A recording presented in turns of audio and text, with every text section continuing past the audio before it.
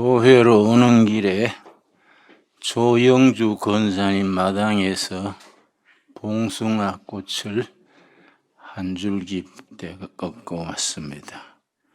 또 김총명 군 마당에서 노란 국화꽃을 내가 한 포기 신뢰를 했습니다. 지난주에 권사님들이 서울에서 4명이 오셨는데 내가 잠깐 마을을 안내하면서 이 봉숭아 꽃을 보고 뭐 느끼는 게 없느냐 했더니 그냥 꽃이 핀네요 이런 식으로 말해서 내가 좀 뭐라 했습니다. 어떻게 이 참 예쁜 봉숭아 꽃을 보고 느끼는 게 그리 없냐. 난 이 봉숭아 꽃을 보면 고향에서 어린 시절 흙담 밑에서 누나하고 이 손톱에 물 들이던 생각이 나고 이 꽃만 보면 누나가 보고 싶고 고향이 보고 싶고 어릴 때 같이 놀던 춘이, 오기, 순이 그 얼굴들이 생각이 나요. 지금은 뭐 하고 있을까? 마음에 참 떠오르는 바가 있습니다. 여러분, 영국 시인 테니슨이 쓴 시 중에 나는 이름 없는 들꽃 한 포기, 꽃송이 한 포기를 손에 들잡고 하나님의 창조의 솜씨를 찬양한다. 테니슨은 꽃 한 송이를 손에 들고 그 꽃을 창조하신 하나님의 솜씨를 찬양한다. 정말 훌륭한 시인이지요. 시적 감상이, 시적 상상력이라는 게 참 중요합니다. 예술적 상상력 위에 정치적 상상력, 제일 위에 영적 상상력이 있습니다. 그 영적 상상력 안에서 우리 전능하신 하나님을 우리가 느끼게 됩니다. 우리나라에 참 위대한 서정시인 서정주가 있습니다. 서정주, 혹자는 뭐 서정주가 친일파니 뭐 이래서 매도하지만은 나는 쓸데없는 생각한다. 친일파다, 친미파다, 무슨 파다. 내 때로 붙이지 말고 그런의 시를 순수하게 가슴으로 받아들이지 뭘 그런 팔을 갖다 붙이냐. 내가 그렇게 나무랜 적이 있습니다. 이 서정주 시인이 국화꽃을 보면서 국화 옆에서라는 참 유명한 시가 있습니다. 우리 아마 학교 다닐 때 국화 옆에서 다 읽었지요. 난 지금 이 나이가 되도록 서정주 시인의 국화 옆에서는 이 둘레길을 걸으면서 줄줄 읊게 됩니다. 한 송이 국화꽃을 피우기 위하여 봄부터 소쩍새는 그렇게 울었나 보다. 한 송이 국화꽃을 피우기 위하여 천둥은 먹구름 속에서 그렇게 울었나 보다. 시인의 그 감수성이지요.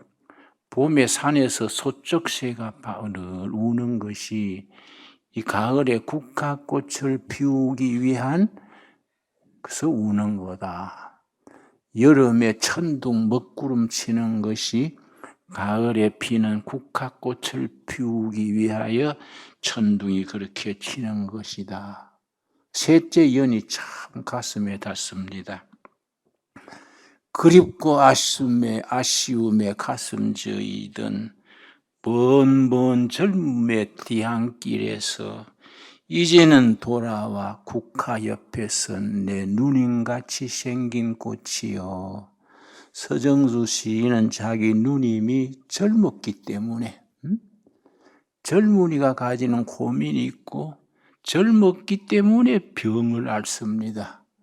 그래서 그립고 아쉬움에 젊은 날에 뭔가가 그립고 뭔가가 억울하고 뭔가가 아쉬운 것이 젊은이들의 가슴이지요. 그래서 그 서점에 가면은 청춘이기에 병든다, 뭐 그런 책이 있습니다. 예. 그러니까 자기 누나를 생각하면서 그립고 아쉬움에 가슴 조이던 먼 젊음의 뒤안길에서 이제는 돌아와 거울 앞에 선 누님같이 생긴 꽃이여. 그리고 마지막 열에 노란 너 꽃잎이 피기 위하여. 간밤에 무서리가 저리 내리고, 이제 설이 오는 철이 됐지요. 설이 내리는 게 왜 내리느냐? 한 송이 국화꽃을 피우려고 설이가 내리는 거다. 내게는 잠이 그리 오지 않았는 보다 참 시인의 그 감수성이라는 것이 위대하지요. 여러분, 우리가 시편이 150편인데 전체가 시로 되어 있습니다. 우리 김수정 장로님이 두레마을에 있으면서 시편 150편 전체를 곡을 붙이고 있지요. 거의 돼 갑니까? 예, 한번 발표해 하면 좋겠어요. 시편 150편 그 시에 곡을 붙여서 우리가 함께 하나님을 찬양하게 되지요. 근데 사실은 성경 거의 시문으로 되어 있습니다. 근데 우리는 산문으로 바꿔버리니까 너무 성경이 밋밋하게 가슴에 닿는 바가 적지요, 여러분. 그래서 우리가 시를 읽으면서 하나님을 찬양하는 겁니다. 그래서 내가 시편 중에서 좋아하는 게 23편 10절입니다. 우리 한번 찾아보겠습니다. 이스라엘 백성들이 참 절박한 환경에서 사노라면은 외통수에 몰릴 때가 있습니다. 내가 뭐 그렇게 죄진 것도 아니고 잘한다고 했는데 엉뚱한 외나무 다리에 부딪혀서 오도 가도 못할 때가 있습니다. 그럴 때 시로서 하나님 앞에 아뢰는 겁니다. 시편 23편 10절입니다. 그 9절부터 보겠습니다. 9절. 그가 왼쪽에서 일하시나 내가 만날 수 없고 그가 오른쪽으로 돌이키시나 배울 수 없구나. 어려서부터 교회를 다니고 은혜도 받고 체험도 있는데 어느 날 하나님이 없는 것처럼, 하나님이 나한테 아무 관심이 없는 것처럼, 하나님과 나하고는 완전히 동떨어진 것처럼 그렇게 좌절, 절망을 느낄 때가 있습니다. 우리는 누구 다 그런 게 느끼는 때가 있는 겁니다. 나는 어떤 자매님하고 이야기하다가 나는 은혜 받은 뒤에 항상 기쁘고 항상 감사합니다. 그래서 내가 조용히 뭐라 그랬습니다. 성도님, 그 거짓말 아니면은 자매님이 정박하네요. 그랬더니 되게 화를 내더라고요.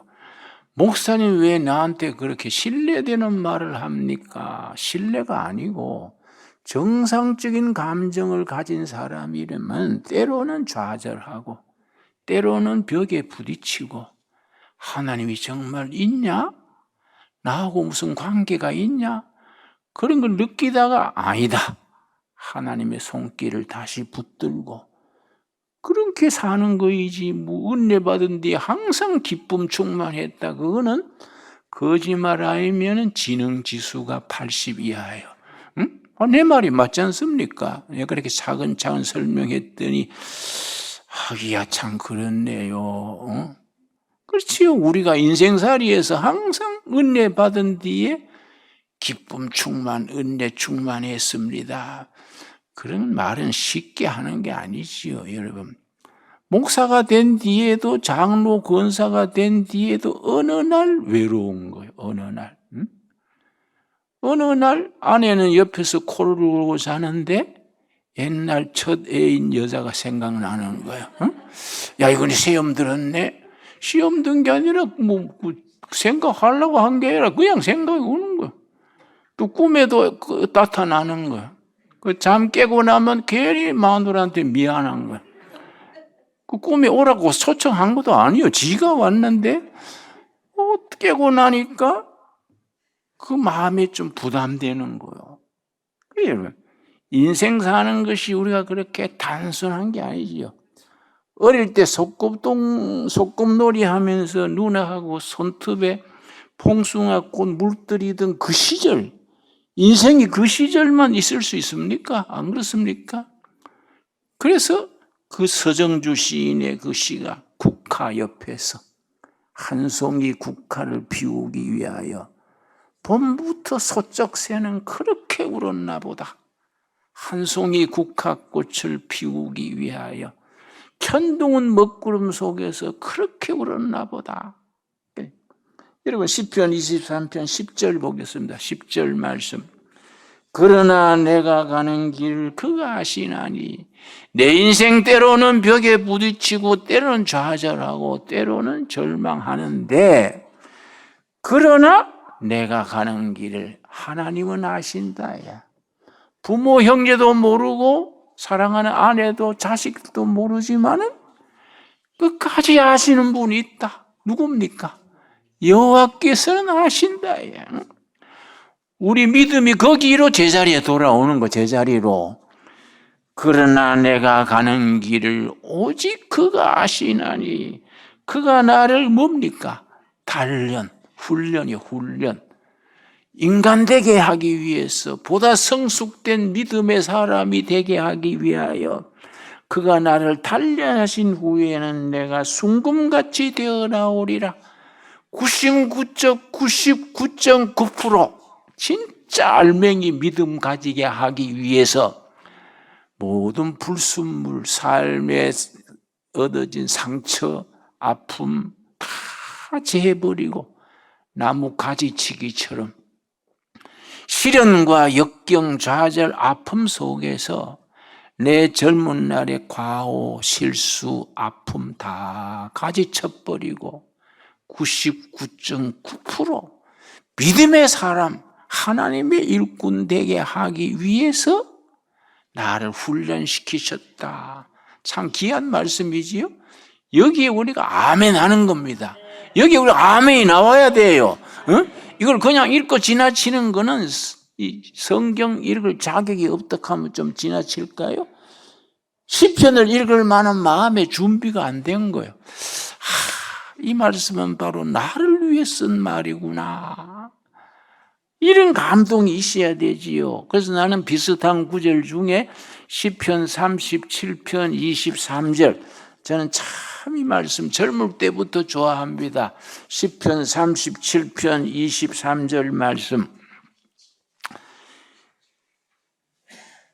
구약성경 828페이지 시편 37편 23절 여호와께서 사람의 걸음을 정하시고 그의 길을 기뻐하시나니 참 이상하지요? 내가 대학교도 선택하고 직장도 선택하고 내 결혼 상대도 내가 선택했는 걸로 생각했는데 본문은 아니다야. 하나님이 선택하게 했다야.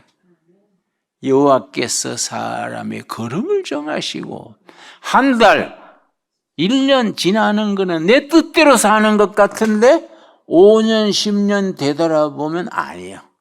하나님이 내 발걸음을 이끌어 주셨구나. 그렇게 우리가 신앙 고백하게 됩니다. 그래서 여호와께서 내 삶의 걸음을 정하시고 그의 길을 기뻐하시나니 나는 뭐 엎치락 뒤치락 그렇게 살지만은 하나님은 내 살아온 세월을 기뻐하신다. 참 은혜로운 거지요. 24절이 핵심이지요. 그는 넘어지나 아주 엎드러지지 아니하면 하나님의 사람도 불신자도 넘어지는 것은 마찬가지요. 하나님을 믿는 사람도 넘어지고 믿지 않는 사람도 다 넘어지는데 결과가 달라. 하나님을 모르는 사람들은 넘어져서 그냥 주저앉아 버려. 그런데 하나님의 사람은 다시 일어나는 겁니다. 왜냐? 하나님이 붙들어 주시는 거예요. 그는 넘어지나 아주 끝장나지 않는 것은, 아주 엎드러지지 않는 것은 왜냐? 뭐라 그랬습니까? 여호와께서 그의 손으로 붙드심이로다. 하나님의 손 안에서 넘어졌어. 하나님의 품 안에서 실패했어. 하나님의 자비하신 그 넓은 가슴 안에서 내가 좌절하고 넘어지고 탄식하는데 때를 따라 붙들어 주시고 일으켜 주시고 은혜의 길로 인도하시는 겁니다. 아, 위대한 신앙이지요. 이런 신앙에, 이런 영적 상상력이 가슴에 있기 때문에 신앙인들은 힘이 있는 겁니다. 신앙인들은 좌절을 딛고 오히려 행복해질 수 있는 겁니다. 여러분, 오늘 본문 말씀이 요한복음 1장 1절인데 정말 깊이가 있습니다. 요한복음 1장 1절 다 찾겠습니다. 참, 요한복음 1장 1절이요 엄청난 내용을 담고 있습니다. 1장 1절 말씀, 태초에 말씀이 계시니라. 태초란 말이 헬라어의 아르케입니다. 아르케. 말씀은 로고스. 그런데 헬라 철학에서는 아르케가 아주 중요합니다. 철학과에 입학을 하면은 첫 시간에 아르케부터 배웁니다. 아르케. 철학과 학생이 1학년 첫 시간에 철학사를 배울 때 아르케. 아르케가 뭐냐? 철학에서는 모든 우주 만물 인생사를 주장하는 가장 알맹이. 여러분, 우리 몸이 세포로 되어 있지요? 사람의 몸에 50조가 넘는 세포로 구성된다 그럽니다. 몸으로 말하면 세포. 그걸 헬라어에서는 단자. 그 단자가 아르케예요. 아르케. 몸을 구성하는 기본이 세포듯이 모든 우주 만물의 기본을 이루는 게 아르케예요. 아르케. 아르케의 헬라 철학에서는 로고스, 진리야, 진리. 아르케에 진리가 있었느니라. 이게 이제 철학에서 나오는데 성경 말씀으로 들어오면서 성화가 되는 거예요. 성화. 아르케 태초에 로고스, 진리가 아니라 말씀. 말씀이 진리라.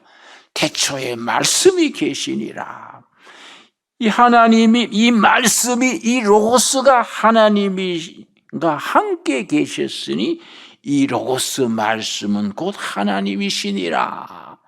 요한복음 1장 1절이 무궁무진합니다. 그래서 누가복음과 요한복음이 뭐이 다르냐 하면 누가복음은 사람이신 예수, 예수님의 인간성, 휴머니티, 예수님의 사람다운 예수님. 그런데 요한복음은 하나님이신 그리스도. 그래서 누가복음은 시작하자마자 예수님의 탄생 얘기, 그러고 예수님이 2장에서 어린 시절의 이야기, 예수님이 민망해 계시고 아파하시고 안타까워하시고 웃으셨더라. 예수님의 휴머니티가 누가복음에 계속 나오는데 출생 이야기, 어린 시절 이야기, 예수님의 감성 이야기 나오는데 요한복음은 시작부터 전혀 없어요. 어떻게 태어났다? 없습니다. 태초에 아르케 로고스 말씀이 계시니라. 이렇게 쫙 나가는 겁니다. 그러니까 요한복음은 하나님이신 그리스도, 누가복음은 사람이신 예수. 차원이 다르지요. 합쳐서 예수 그리스도지요. 그래서 우리 복음이죠. 복음. 그런데 아르케란 말이 헬라어 철학에서는 4가지 의미가 있어요. 그래서 사실 내가 요한복음을 1장 1절을 번역한다면은 그 헬라어에서 아르케 4가지 의미를 다 쓰고 싶어요. 다 써서 아르케에 로고스 진리가 계시니라, 말씀이 계시니라, 그렇게 쓸 것 같은데 딱 한 가지만 써서 4가지 중에 첫째가 뭐냐? 아르케. 모든 우주 만물을 사람의 삶의 기초예요. 기초. 파운데이션. 기초가 아르케. 파운데이션 그러면 자매님들은 얼굴에 바르는 거 생각하지요? 어디 가도 이거 열애가 톡톡 치고 바르지 않습니까? 그게 파운데이션이지요? 그것도 파운데이션이라 하지만은, 그건 얼굴의 파운데이션이고, 모든 우주 만물 인간 삶의 기초 파운데이션이 아르케야. 그 아르케가 뭐이냐? 그래서 헬라 철학자들은 그 아르케가 뭘까? 어떤 사람은 물이다. 어떤 사람은 불이다. 어떤 사람은 헤라크레이토스라는 사람은 판타레이. 모든 것이 변한다는 거다. 우리 동양의 주역 같아, 주역. 주역이 변하거든, 변화. 모든 것은 변한다. 이게 아르케다. 그런데 성경은 뭐라 그랬습니까? 하나님의 말씀이다. 모든 우주 만물의 기초에 하나님의 말씀, 로고스다. 멋있어요. 응? 그래서 성경이 귀한 겁니다. 그런데 기초가 아르케고, 그 다음에 모든 것의 본질이요. 가장 속중심, 여기 아르케인데, 복숭아를 예를 들면, 복숭아 껍질이 있지요? 복숭아 먹는 속이 있지요? 복숭아 씨가 나오지요? 씨를 깨가지고, 우리 어릴 때 복숭아 먹고 씨를 깨가지고, 그거 손톱만한 거기 한약재거든요. 그걸 많이 깨가지고 한약방에 갖다 주면 용돈을 줬어요. 그걸 깨는 겁니다. 그 깨가지고 맨 속에 나오는 손톱만한 씨, 여기 아르케예요. 가장 속중심, 그게 아르케. 인생 살아가는데 가장 중심에 하나님의 말씀이 있어야 되는데, 하나님의 말씀은 없고 돈 그럼 그거 되겠습니까? 가장 중심에 돈이 있어야 되겠습니까? 자식이 귀하지요? 그러나 하나님이 계시고 자식이 있어야 되는데, 자식 그러다가 나중에 자식 크고 난 뒤에 허무해가지고 우울증 걸려요. 여러분, 인생살이의 가장 속중심 알맹이가 아르케, 말씀이요, 말씀. 세 번째는 인간이 추구하는 최종 목표. 뭘 위해서 살아갑니까? 여러분, 자기 나이를 생각해 보십시오. 지금까지 살아온 세월, 앞으로 살 세월, 최종 목표가 뭐냐? 뭘 위해서 바쁘냐? 뭘 위해서 바쁘고, 뭘 위해서 노심초사하고 잠 못 자고 한숨 쉬냐예요. 가장 그게 아르케요. 그걸 이제 최종적인 목표. 그 영어에서는 ultimate concern, 그래. ultimate concern. 영국의 프린스턴 신학교에 폴 틸리라는 신학자가 있는데, 그분이 인간 삶의 최종 목표, ultimate concern, 최종 목표, 그게 그 사람의 가치다. 야. 여러분 가치가 뭐에 있습니까? 지위입니까? 재물입니까? 뭐의 최종의 목표입니까? 아르케, 로고스. 하나님의 말씀에 살고, 말씀에 죽고, 말씀을 따라 인생을 투자하는 거다. 그게 아르케, 로고스, 말씀이에요. 네 번째 뜻이 이제 처음 시작에.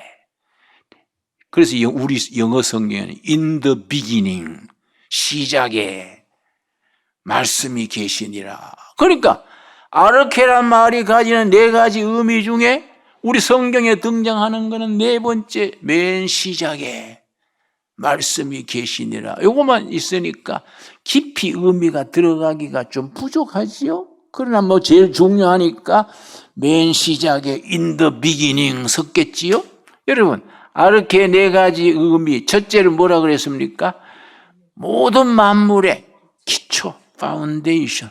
두 번째 뭐라 그랬습니까? 가장 핵심, 그 영어로 코아 백화점도 있지요? 코아 백화점. 그 코아가 가장 복숭아 씨 같은 아르케. 세 번째 뭐라 그랬습니까? 최종의 목표. 그걸 위해서 내 청춘, 내 인생을 과감하게 던지는 거. 그게 아르케예요, 아르케. 그 ultimate concern. 그게 뭐냐? 하나님의 말씀이야, 말씀. 그 말씀에 살고, 말씀에 죽고, 말씀에 내 인생을 투자해가지고, 말씀 붙들고 천국에 가는 거야. 천국 가는 거야. 얼마나 소중한 인생입니까? 그 그 말씀에 자기 목숨을 기꺼이 던진 겁니다. 초대교회 순교자들은 말씀에 인생을 던진 겁니다. 네로 황제 박해 때에 예수 믿는 사람을 진짜 가짜 걸러내려고 예수님의 사진을 십자가를 바닥에 깔아놓고 그걸 밟으면은 예수쟁이 아니다 살려주고, 그걸 안 밟고 이거는 그냥 건너뛰면은 예수쟁이라고 사자굴에 들어간 겁니다. 그러면 모른 척하고 밟으면 하나님이 이해하시겠지 하고 밟으면 되는데 안 밟고 건너뛰는 거예요. 건너뛰가 사자밥이 되는 거예요. 그래서 그렇게 사자한테 물려 죽었는데, 십자가에 죽었는데 네로 황제가 보니까 다 웃고 죽었어. 네로 황제가 신경질이 나가지고 왜 이렇게 웃고 죽었냐, 웃고 죽었냐. 그게 초대석의 성도들이요. 사자한테 물려 죽으면서도 천국 소망, 아르케 말씀을 생각하고 웃으면서 죽는 겁니다. 그래서 크리스찬이 못 있는 거 아닙니까? 안 그렇습니까? 그래서 크리스찬이 힘이 있는 거예요. 어떤 사람들은 약해서 신앙 가진다, 그거는 모르는 소리요, 무식한 소리요. 신앙인이기 때문에 강해지는 겁니다. 신앙이기 때문에 담대해지는 겁니다. 주머니에 돈 한 푼 없이 먼지만 들어있어도 말씀이 있기 때문에 부자가 되는 거예요. 그런 궁극의 관심, 얼티미트 컨선, 그걸 바라보고 우리 인생을 과감하게 투자하는 믿음의 자녀들로 설 수 있게 되기 바랍니다. 기도하겠습니다. 하나님 감사합니다. 이 복된 날, 거룩한 날, 나의 날이니 거룩히 지키라 하신 명을 받들어 주님 전에 나와서 예배를 드립니다. 우리 가는 길을 주님이 정하시고 그걸 기뻐하시는 것을 감사드립니다. 때로는 넘어지고 한숨 쉬고 후회하고 아파하지만은 주님이 손길로 붙들어 주시는 것을 믿습니다. 우리 삶의 기초에 가장 속중심에 최후의 목표에 시작부터 마지막까지 진리 되신 말씀이 함께하여 주시옵소서. 예수님 이름 받들어 기도드렸사옵나이다. 아멘.